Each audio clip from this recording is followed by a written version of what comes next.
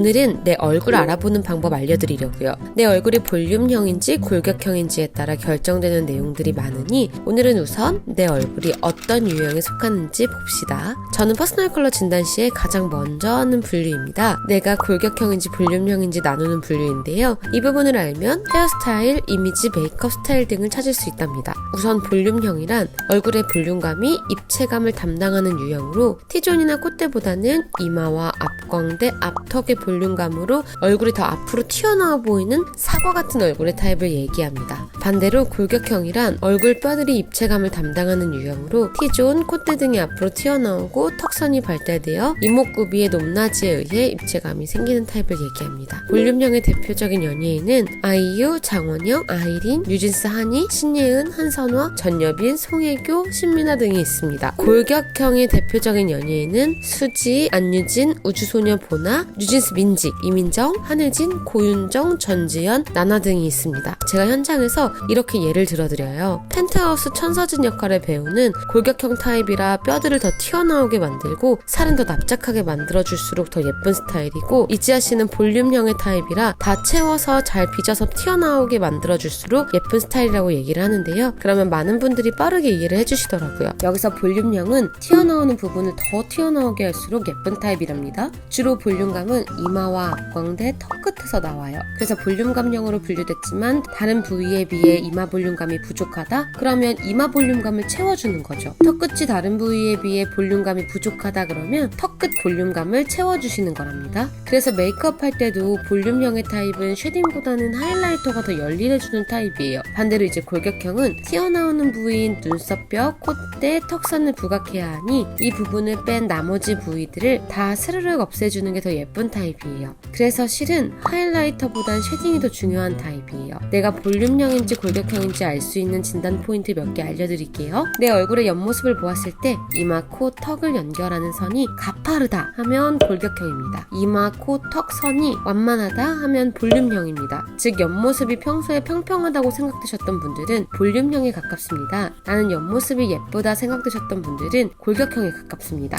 그리고 이건 그냥 여담이지만 골격형의 분들은 본인 앞모습보다 옆모습이 더 예쁘고 마음에 든다고 생각하시더라고요. 이 점 참고해주세요. 살이 빠져야 얼굴이 더 입체적이고 살아난다 하면 골격형입니다. 얼굴살이 빠지면 휑해 보이고 볼페임이 심하다면 볼륨감이실 확률이 높습니다. 형광등 아래서 얼굴을 보았을 때 이마 부분이 울퉁불퉁하고 살이 없다면 골격형에 가깝습니다. 반대로 이마가 통통하고 이마를 덮는 살이 두툼한 편이라면 볼륨감에 가깝습니다. 자, 여러분이 어느 타입인지 감이 오셨나요? 볼륨형은 부족한 볼륨을 채워주기 위해서 머리 스타일이 볼륨감을 살려줄 수 있는 웨이브 스타일이 어울리는 타입이 많습니다.